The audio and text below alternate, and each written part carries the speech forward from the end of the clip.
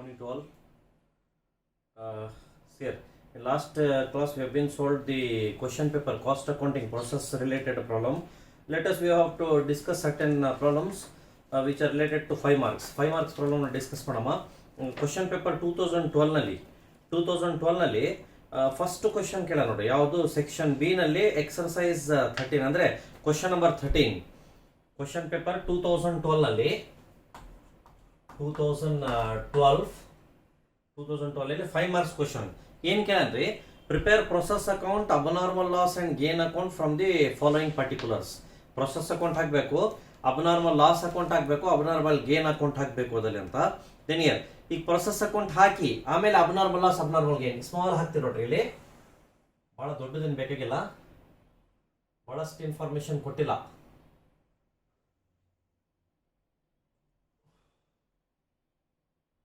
or no problem.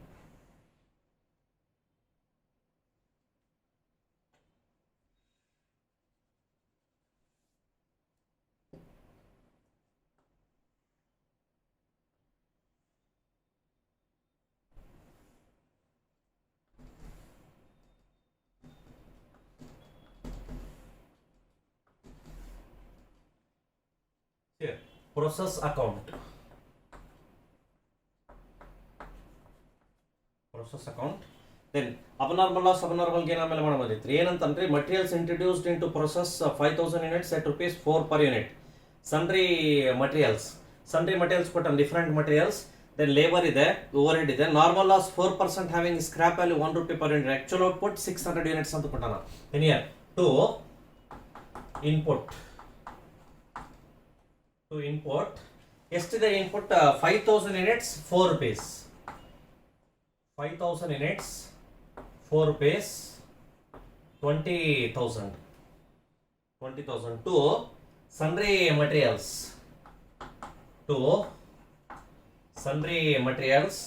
ಎಷ್ಟಿದೆ sundry materials 5000 to sundry materials 5000. next to labor 8,000 to labor 8,000. next to overhead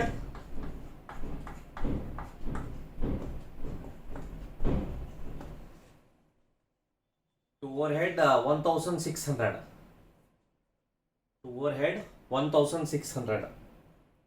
then next by normal loss ಎಷ್ಟಂತಂದ್ರೆ 4% ಅದಲ್ಲಿ ಅಂತ ಕೊಟ್ಟಾನ. 4% of what? 4% of 5000 units into 4% ಮಾಡಿದರೆ 200 units at rupee 1 ಅಂದ್ರೆ 200 rupees. Next ಎಲ್ಲಿ ಕಳಿಸ್ತೀವಿ? Next ಪ್ರೊಸೆಸ್ಗೆ 600 units ನ ಕಳಿಸ್ಬೇಕು ಅದಲ್ಲಿ ಅಂತ. By output transfer to finished goods. output transfer to finished goods 600 units. output transfer to finished goods 600 units.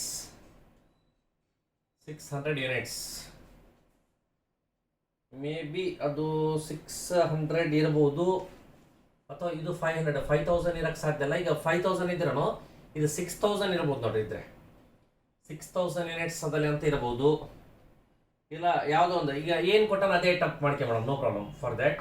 ಯಾಕಂದ್ರೆ ಅಷ್ಟು ನಾರ್ಮಲ್ ಲಾಸ್ ಅಬ್ನಾರ್ಮಲ್ ಏನು ಬರಲ್ಲ, ಸ್ವಲ್ಪ ಇರುತ್ತೆ.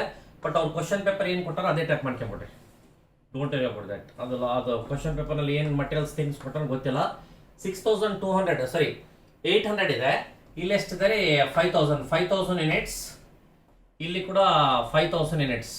800 ಯೂನಿಟ್ಸ್ ಲೆಸ್ ಮಾಡಿದರೆ 4200 ಯೂನಿಟ್ಸ್. ಇಷ್ಟು ಬರಲ್ಲ, ಬಟ್ ಅವ್ರು ಏನು ಕೊಟ್ಟಾರ ಅದೇ ಟೈಪ್. ಬೈ abnormal loss ಏನಲ್ಲ, abnormal loss. then here ಈಗ abnormal loss ಇದೆ, ವ್ಯಾಲ್ಯೂ ಪರ್ ಯೂನಿಟ್ ನೋಡ್ತೀವಿ. then here cost per unit is equals to total cost minus normal loss divided by good units. total cost ಎಷ್ಟಾಗ್ತದೆ ನೋಡಬೇಕು. then 2533 here ಇಲ್ಲಿ 20,000 ಇದೆ, plus 5,000 ಇದೆ, plus 8,000 ಇದೆ, plus 1600, 34,600. 10 here, 34,600 minus 200 divided by normal good units ಎಷ್ಟದಲ್ಲಿ ಅಂದರೆ total input units ಎಷ್ಟಿದೆ ರೀ 5000 ಮೈನಸ್ ನಾರ್ಮಲ್ ಲಾಸ್ ಯೂನಿಟ್ಸ್ ಎಷ್ಟು 200 ಅಂದರೆ 34,400 ಡಿವೈಡ್ ಬೈ 4,800. 34,400 ಡಿವೈಡ್ ಬೈ 4,800 ಮಾಡಿದರೆ 7.16. 7.16. then here ಇಲ್ಲಿ ಏನು ಮಾಡ್ತೀವಿ 7.16 here also 7.16. then ಇಲ್ಲಿ ಟೋಟಲ್ ಕಾಸ್ಟ್ 34,600. here also 34,600. ಇಲ್ಲಿ 7.16 ಮಾಡ್ಕೋಬೇಕು. 34,600 ನಲ್ಲಿ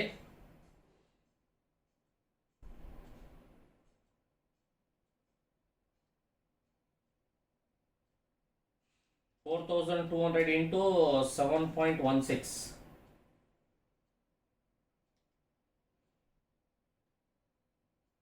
4,200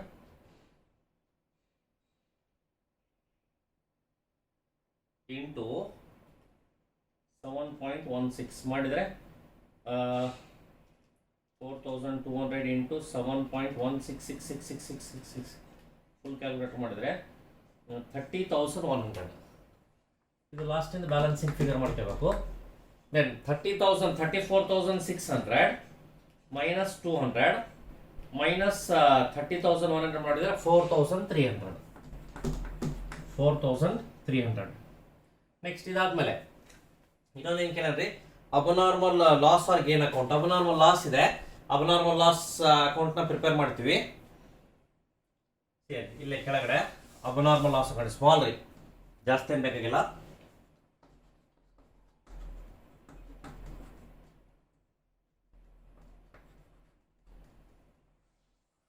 abnormal loss account same type.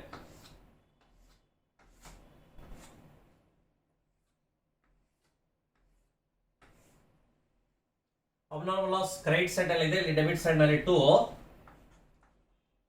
process account.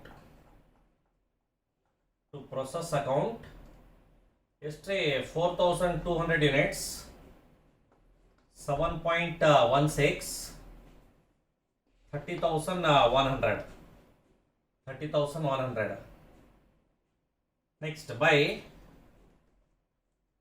Cash normal loss ಇಂದ ಬರ್ತಾ ಇದೆ ಎಷ್ಟು 200 ಯೂನಿಟ್ಸ್ 1 ರೂಪಿ 200 rupees. ರಿಮೈನಿಂಗ್ ಎಲ್ಲಿ ಕಳಿಸ್ಬೇಕು, ಪಿ ಎನ್ ಎಲ್ ಅಕೌಂಟಿಗೆ ಆಸ್ ಅ ಲಾಸ್ ಅದಲ್ಲ ಅಂತ. 4,200 ರೇಟ್ ಕಾಲಮ್ ನಲ್ಲಿ ನಿಲ್ 30,100. linear 4,200 nil 30,100. 4,200 minus 200 ಮಾಡಿದ್ರೆ 4,000 ಯೂನಿಟ್ಸ್. 30,100 ನಲ್ಲಿ 29,900 by P and L account in bracket balancing figure by P and L account in bracket balancing figure. P and L account in bracket balancing figure. Next ಇದು 13th ಆದ್ಮೇಲೆ exercise 13 ನೋಡಿದ್ವಿ ಯಾವುದ್ರಲ್ಲಿ 2012 ಪೇಪರ್ನಲ್ಲಿ. Next ನೋಡ್ರಿ 2014 paper 13ನಲ್ಲಿ ಯಾವುದು ಕೂಡ ಇಲ್ಲ. 2014ನಲ್ಲಿ same type chance ಇದೆ ನೋಡಿ, ಸೇಮ್ ಟೈಪ್ ಇದೆ. ಓದ್ತೀವಿ ನೋಡಿ problem. Prepare process account abnormal loss or gain account from the following. Materials introduced 950 ಇದೆ, ಅಲ್ಲಿ 5,000 ಇತ್ತು, 10 rupees each. Sundry material direct wages normal loss 10% ಅಂತಾನೆ. ಸ್ಕ್ರಾಪ್ ವ್ಯಾಲ್ಯೂ ಇದೆ number of units produced. Number of units produced ಅದಲ್ಲಿ ಅಂದ್ರೆ closing stock ಅಂದ್ರೆ finished goods ಕಳಿಸುವಂತದ್ದಲ್ಲಿ ಅಂತ. General expenditure 100% of direct wages ಅಂದ್ರೆ ಜನರಲ್ ಎಕ್ಸ್ಪೆಂಡಿಚರ್ ಅಷ್ಟಂದ್ರೆ ಡೈರೆಕ್ಟ್ ವೇಜಸ್ 3000 ಇದೆ, ಜನರಲ್ ಎಕ್ಸ್ಪೆಂಡಿಚರ್ ಕೂಡ 3000.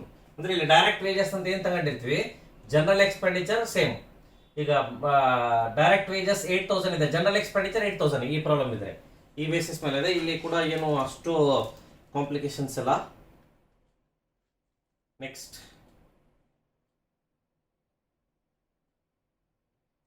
Exercise question paper number 2015 the ಏನಂತ ನೋಡಿ. 20,000 units were introduced in process X. 15th question number 15 2015 ಅಲ್ಲಿ question number 15 question paper. 20,000 units were introduced in process X. The total cost incurred in this process was 5,90,000. It is ascertained that 10% is scrapped, which relates to 25 per unit. Calculate normal cost per unit of process X. Normal cost per unit ಎಷ್ಟದಲ್ಲಿ ಅಂತ ಇಲ್ಲಿ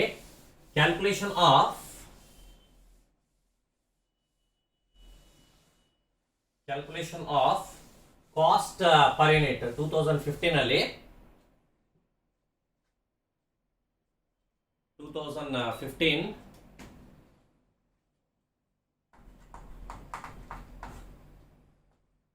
calculation of cost per unit is equals to total cost minus normal loss. Total cost minus normal loss divided by good units. Total cost minus normal loss divided by good units. Total cost ಕೊಟ್ಟ ನೋಡ್ರಿ ಎಷ್ಟಿದೆ ರೀ, 5,90,000. 5,90,000 minus normal loss. Normal loss ಎಷ್ಟಂತಾನ 10%. ಅಂದ್ರೆ 20,000ಗೆ 10% ಅಂದ್ರೆ 2,000. 2,000ಗೆ per unit ಎಷ್ಟಿದೆ 25. ಅಂದ್ರೆ ಇಲ್ಲಿ 2,000 into 25 divide by good units. 20,000 ನಲ್ಲಿ 2,000 ಯೂನಿಟ್ಸ್ ಹೋದ್ರೆ 20,000 units minus 2,000 units. 20,000 units minus 2,000 units. 5,90,000 minus 5,90,000 minus 2,000 into 25, 50,000. 50,000 divided by 18,000. 5,90,000 minus 50,000. 5,90,000 minus 50,000. 5,40,000. 5,40,000 divided by 18,000. 5,40,000 divided by 18,000 ಮಾಡಿದ್ರೆ rupees 30 per unit. Rupees 30 per unit. Rupees 30 per unit. ಇದನ್ನಾಯ್ತು 2015 question paper.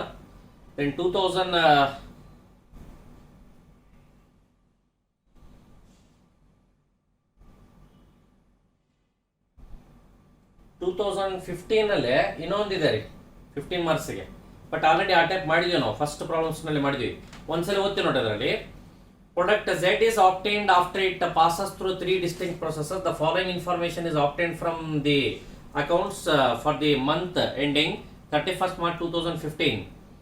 Process 1, 2, 3 ಕೊಟ್ಟ ನಾವು total ಸಂಬಂಧ total ತಗೋಬಾರ್ದು. Process 1 ನಲ್ಲಿ 1 ಗೆ related, process 2, process 3. Production overhead ಎಷ್ಟು ಅಂದ್ರೆ 9,000. But ಅಲ್ಲಿ ಏನ್ ಕೊಟ್ಟನ್ರಿ, 1,000 units of ₹3 each were introduced to process 1. ಅಂದ್ರೆ ಪ್ರೊಸೆಸ್ 1 ನಲ್ಲಿ 2 ಇನ್ಪುಟ್ ಅಂತ ಏನ್ ತಗಂತೀವಿ, 1,000 into ₹3. Then the output of each process passes directly to the next process, finally to the finished stock. Production overhead are recovered at 100% of direct wages. ಸ್ವಲ್ಪ ನೋಡ್ರಿ ಒಂದು ನಿಮಿಷ, ಇಲ್ಲಿ ಸ್ಲೈಟ್ ಏನ್ ಮಾಡಿಫಿಕೇಶನ್ಸ್ ಅಂದ್ರೆ ಏನಂತಂದ್ರೆ, ಪ್ರತಿಯೊಂದು ಪ್ರೊಸೆಸ್ ಅಲ್ಲಿ ಈಗ ನಾನು ಫಸ್ಟ್ ಮಾಡಿಸ್ಬೇಕಂದ್ರೆ ಪ್ರೊಸೆಸ್ 1 ಇಂದ ಪ್ರೊಸೆಸ್ 2 ಕಳಿಸ್ತಿದೀವಿ, ಪ್ರೊಸೆಸ್ 2 ಪ್ರೊಸೆಸ್ 3 ಕಳಿಸ್ತಿದೀವಿ, ಪ್ರೊಸೆಸ್ 3 ಫಿನಿಶ್ಡ್ ಸ್ಟಾಕ್ ಕಳಿಸ್ತಿದ್ದು ಅದೇ ಇಟ್ಟಾರ ಸೇಮ್ ಅದರಲ್ಲಿ ಅಂತ. ನೆಕ್ಸ್ಟ್ ಅದಾದ್ಮೇಲೆ ಮತ್ತೇನಂತಾನೆ ಇಲ್ಲಿ production overhead are record 100% of direct wages. Direct wages ಇಂದ 100% ಅಂದ್ರೆ ಪ್ರತಿಯೊಂದು ಪ್ರೊಸೆಸ್ ನಲ್ಲಿ ಪ್ರೊಸೆಸ್ ಒನ್ ನಲ್ಲಿ 2000 ಡೈರೆಕ್ಟ್ ವೇಜಸ್ ಅಂದ್ರೆ production over head 2000 production over total ಕೊಟ್ಟ ನೋಡ್ರಿ. ದೆನ್ ಇಲ್ಲಿ ಡೈರೆಕ್ಟ್ ವೇಜಸ್ ಸೆಕೆಂಡ್ ಪ್ರೊಸೆಸ್ ನಲ್ಲಿ 3000 ಅಂದ್ರೆ ಪ್ರೊಡಕ್ಷನ್ ಓವರ್ ಹೆಡ್ 3000. ಪ್ರೊಸೆಸ್ 3 ನಲ್ಲಿ 4000 ಡೈರೆಕ್ಟ್ ವೇಜಸ್ ಅಂದ್ರೆ ಪ್ರೊಡಕ್ಷನ್ ಓವರ್ ಹೆಡ್ ಕೂಡ 4000 ಅಂದ್ರೆ 2000 3000 4000 ಅಂದ್ರೆ 9000 ಆಗ್ತದೆ. ಸ್ವಲ್ಪ ಇಂಥವು ಕೇರ್ಫುಲ್ ಆಗಿರಬೇಕು. ಇದು ಕೂಡ ಆಲ್ರೆಡಿ ಆಗಿದೆ. ಔಟ್ಪುಟ್ ಯೂನಿಟ್ಸ್ ಅದರಲ್ಲಿ ಕೊಟ್ಟ ನೋಡಿ ಕೆಳಗಡೆ. ಅಂದ್ರೆ ನೆಕ್ಸ್ಟ್ ಈಗ 950 ಫಸ್ಟ್ ಪ್ರೊಸೆಸ್ ಲಿಂದ ನೆಕ್ಸ್ಟ್ ಪ್ರೊಸೆಸ್ ಕಳಿಸೋದು, 840 ಸೆಕೆಂಡ್ ಲಿಂದ ಥರ್ಡ್ ಕಳಿಸೋದು, 750 ಫೈನಲ್ ಇಂದ ಲಾಸ್ಟ್ ಪ್ರೊಸೆಸ್ ಈ ತರ ಮಾಡಿದ್ವಿ ನಾವು. ಪ್ರಾಬ್ಲಮ್ ಫಸ್ಟ್ ಪ್ರಾಬ್ಲಮ್ ಮಾಡಿದ್ವಿ ನೋಡಿ, ಅದೇ ತರ ಇದೆ ಸೇಮ್, ಏನ್ ಚೇಂಜಸ್ ಇಲ್ಲ. ನೆಕ್ಸ್ಟ್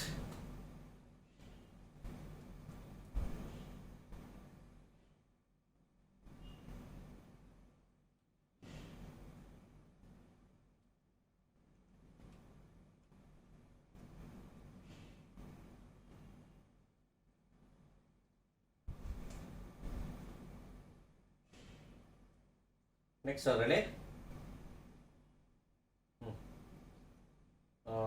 2019 ಪೇಪರ್ 2019 ಲಾಸ್ಟ್ ಬರ್ರಿ. 12,000 units of material was charged to process 1 at the rate of 10 per unit. The direct labor accounted 60,000 and other departmental expenses 20,000 ತಗೊಂತೀವಿ.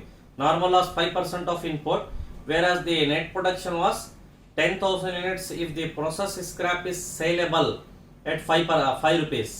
ಅಂದ್ರೆ ಏನಂತಾನೆ ಇಲ್ಲಿ normal loss 5% of input where the net production was 10,000 units if the scrap value is saleable at ₹5. ಅಂದ್ರೆ ಇಲ್ಲಿ scrap ಯಾವ್ದ್ರ ಮೇಲೆ ಮಾಡಬೇಕು? Net production ಅಂದ್ರೆ material introduction ಮೇಲೆ. ಇಲ್ಲಿ ಮಟೀರಿಯಲ್ ಇಂಟ್ರೊಡಕ್ಷನ್ ಎಷ್ಟಿದೆ? 12,000 ಯೂನಿಟ್ಸ್ ಇದೆ. ಇಲ್ಲಿ ಏನಂತಾನೆ ಇದರಲ್ಲಿ the normal loss is 5% of input whereas the net production was 10,000 units if this process scrap is saleable at 5 rupees. Calculate value of normal loss, abnormal loss and show process account. Process account ಹಾಕಬೇಕು, normal loss abnormal loss find out ಮಾಡಬೇಕು ಅಂತ ಇದೊಂದು ಹಾಕಿಬಿಟ್ರೆ process account small ಇದೆ.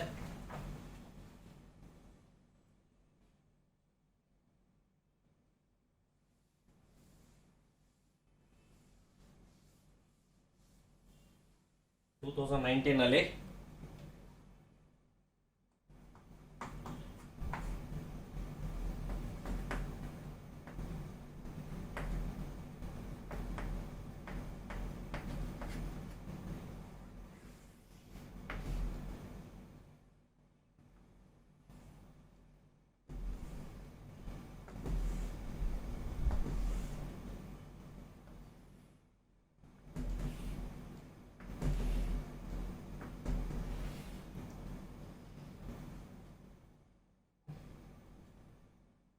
to import 12,000 units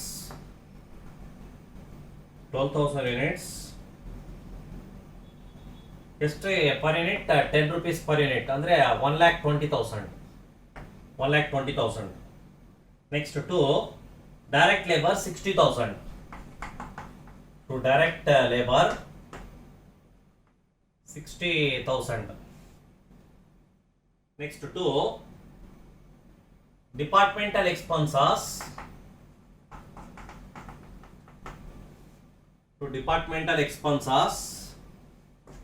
20,000.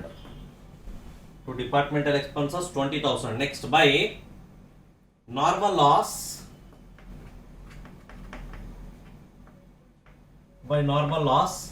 5% of input ಅಂತಾರೆ. 12,000 into 5% ಅಂದ್ರೆ 600ಗೆ ಎಷ್ಟು ರೂಪಾಯಿ ಅಂತಂದ್ರೆ 5 rupees. 600 into 5 rupees 3,000. ಹೌದಾ? 3,000. ನೆಕ್ಸ್ಟ್ ಈಗ ಅಲ್ಲಿ 10,000 ಪ್ರೊಡಕ್ಷನ್ ಅಂದ್ರೆ ನೆಕ್ಸ್ಟ್ ಪ್ರೊಸೆಸಿಗೆ ಕಳಿಸ್ಬೇಕಾಗಿರೋ 10,000 ರೀ by output transfer to finished goods ಎಷ್ಟಂದ್ರೆ 10,000 units.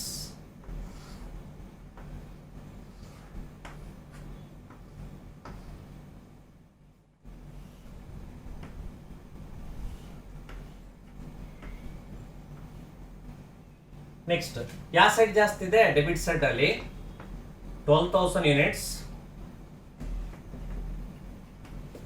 12,000 units minus 10,600, 1,400 units. This is abnormal loss by abnormal loss. Then unit. ಇಲ್ಲಿ ಕಾಸ್ಟ್ ಪರ್ ಯೂನಿಟ್ ನೋಡಬೇಕು. Cost per unit is equals to total cost minus normal loss divide by good units.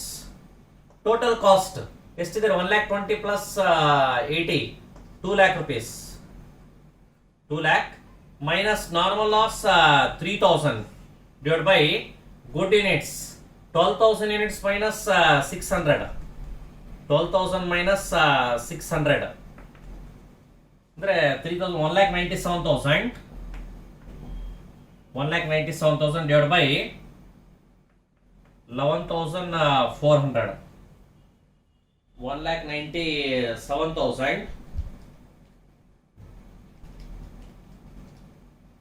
divided by 11,400, 17.28. 17.28. Then here ಇಲ್ಲಿ 17.28. Here also 17.28. 17.28. Then 10,000 into 17.28. 10,000 into 17.28. 1,72,800. 1,72,800. Then total ಎಷ್ಟಿದೆ? 2 lakh rupees ಇದೆ. 2 lakh. Here also 2 lakh. 2 lakh minus ಅವೆಲ್ಲ ಮಾಡಿದ್ರೆ difference balancing figure. Then 2 lakh minus 1,72,800 minus 3,000 ಮಾಡಿದ್ರೆ 24,200. 24,200 ಹೌದಾ? ಈಗ ನೀವು cross verification ಮಾಡಬೇಕಾದ್ರೆ ಸರ್ ಅಲ್ಲಿ ಬ್ಯಾಲೆನ್ಸಿಂಗ್ ಫಿಗರ್ ಹೆಂಗೆ ಹಚ್ಚಿರಂದ್ರೆ 24,200 ಡಿವೈಡ್ ಬೈ 1,400 ಮಾಡ್ರಿ 17.28 ಬರ್ತದೆ. ರೈಟ್, 17.28 ಬರ್ತದೆ. ಇಷ್ಟೇ, ಬೇರೆ ಏನು ಬರಲ್ಲ. ಇನ್ನೊಂದು ಕ್ಲಾರಿಟಿ, ಮೊನ್ನೆ ಯಾರೋ ಕ್ವಶನ್ ಕೇಳಿದ್ರು, ಕ್ಯಾಶ್ ಬಜೆಟ್ ಒಂದು ಯಾವುದು 15 ಮಾರ್ಕ್ಸಿಗೆ ಕೇಳ್ಯಾರ ಒಂದ್ಸಲ. 2016 ಅಲ್ಲಿ ಕೇಳ್ಯಾರ. 2016 ಪೇಪರ್ ಓಪನ್ ಮಾಡ್ರಿ. 2016 ಅಲ್ಲಿ question number 21, prepare A cash budget of A company for budgetary control 3 April, May and June 2015 in a columnar form using the following information. Sales ಇದೆ. ಸೇಲ್ಸ್ ಅಂದ್ರೆ cash sales ಆಗಿರ್ಬೋದು, credit sales ಆಗಿರ್ಬೋದು ಅದಲ್ಲಿ ಅಂತ. Purchase ಇದೆ, wages ಇದೆ, expenses ಇದೆ. Additional information ಅಲ್ಲಿ 10% of the purchases, 10% of purchases and 20% of sales are for cash, remaining credit ಅದಲ್ಲಿ ಅಂತ ಅರ್ಥ. Then the average collection period of company is half month. Credit purchase are paid off regularly after 1 month. Wages are paid half monthly and rent 500 is included in the expenses and is paid monthly. Remaining expenses are also paid monthly. Cash adala ಅಂತ ಕೊಟ್ಟನ. Next ವಿಡಿಯೋನಲ್ಲಿ solve ಮಾಡ್ತೀನಿ ನೋಡಿ. Right, thank you.